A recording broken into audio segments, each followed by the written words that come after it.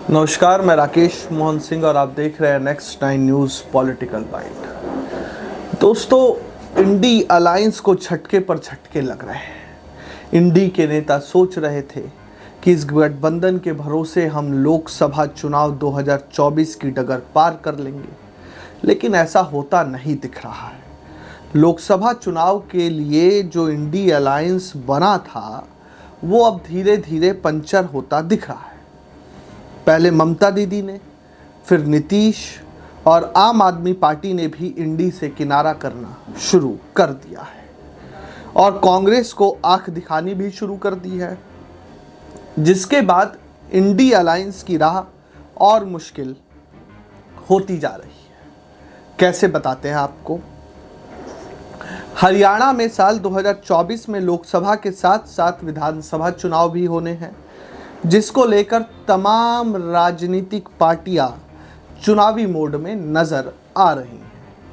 इस दौरान प्रदेश के सियासी गलियारों में कांग्रेस आम आदमी पार्टी के साथ में लोकसभा चुनाव लड़ने की और जेजेपी और बीजेपी का गठबंधन टूटने को लेकर चर्चाएं जोरों पर रहती हैं।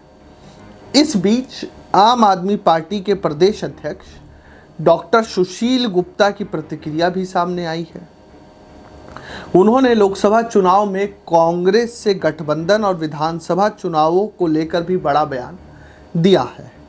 हरियाणा आप मुखिया सुशील गुप्ता ने कहा कि हरियाणा विधानसभा का चुनाव में 90 की 90 सीटों पर अकेले लड़ने वाले हैं।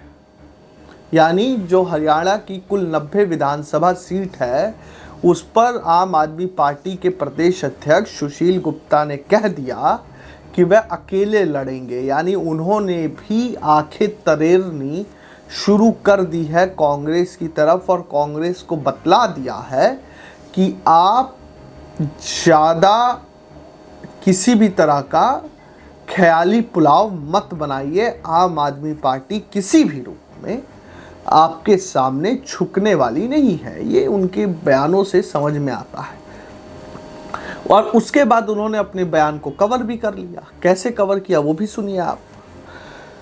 परंतु लोकसभा के संबंध में सुशील गुप्ता कह रहे हैं ये बात, हमने अपनी पार्टी के राष्ट्रीय नेतृत्व को अपना रुख बता दिया है कि हम हरियाणा में मजबूत हैं और हम गठबंधन में भी चुनाव लड़ सकते हैं और स्वतंत्र रूप से भी। अंतिम निर्णय पार्टी नेतृत्व द्वारा लिया जाएगा। 28 जनवरी को जींद में आम आदमी पार्टी एक बड़ी रैली करने वाली है।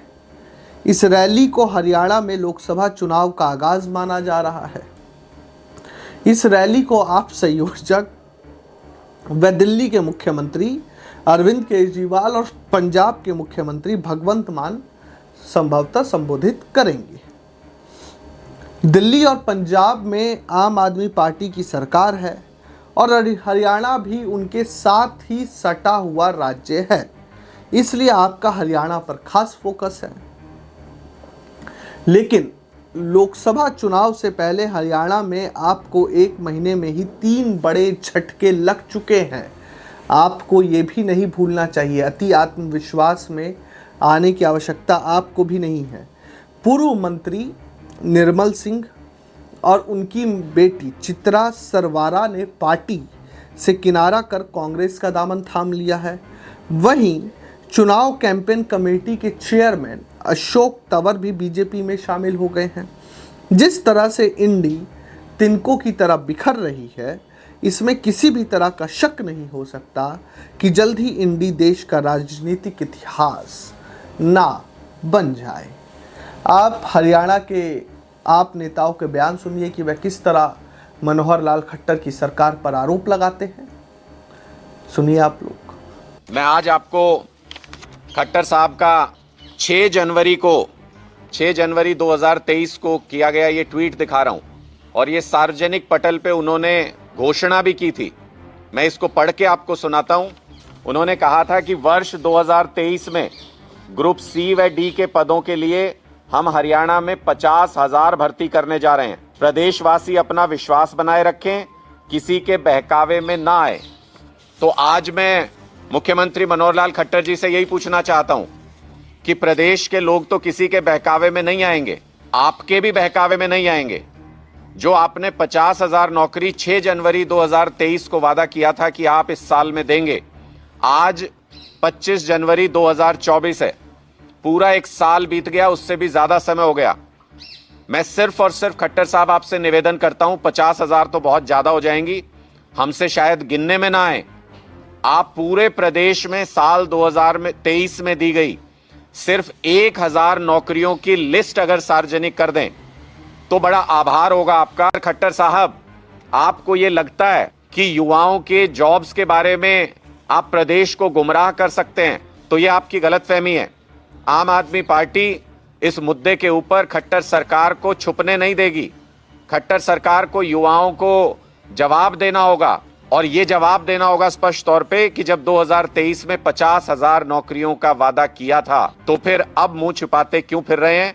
1,000 नौकरियों की लिस्ट, यह खुला चैलेंज है मेरा मुख्यमंत्री मनोहर लाल खट्टर जी को।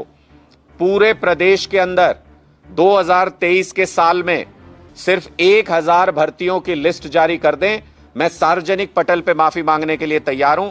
लेकिन अगर वो 1,000 भर्तियों की लिस्ट भी जारी नहीं कर सकते हैं तो झूठ बोलने के लिए, गुमराह करने के लिए और हरियाणा प्रदेश के युवाओं को बरगलाने के लिए, उनका भविष्य बर्बाद करने के लिए मुख्यमंत्री मनोहर लाल खट्टर जी को सार्वजनिक पटल पे माफी मांगनी चाहिए प्रदेश के युवाओं से। जैसा आपको पता है, अब से कुछ ही देर पहले ये घोषणा हुई है कि वेटनरी सर्जन की 28 तारीख को जो परीक्षा होनी थी उसको पोस्टपोन कर दिया गया अनलिमिटेड टाइम के लिए। उसको फिलहाल के लिए उसको स्थगित कर दिया गया 28 तारीख को जो परीक्षा होनी थी। और ये इकलौता ऐसा मामला नहीं है जहां पे हरियाणा के युवा हताश और परेशान हैं, जहां पे हरियाणा के युवा रोजगार के लिए भटक रहे हैं। अब से कुछ ही दिन पहले हमने देखा था कि करीब 241 पद की एडवर्टीजमेंट वापस ले ली गई थी कैटेगरी 145 और 147 में। उससे पहले पीजीटी कंप्यूटर साइंस के 1600 पदों की भर्ती कोर्ट ने रोक लगा दी थी, अभी तक भी मामला लंबित पड़ा हुआ है। ग्रुप डी की 13,536 पदों की भर्ती, उसमें सामाजिक और आर्थिक आधार पे अंकों को लेकर विवाद था, कोर्ट में मामला है और वो भर्तियां भी अटकी हुई हैं। 7471 टीजीटी भर्तियों का विवाद भी कोर्ट के अंदर है और वो भर्तियां भी अटकी हुई हैं। 2023 में पीजीटी गणित के 315 पदों के लिए भर्ती निकाली गई थी, उसका परिणाम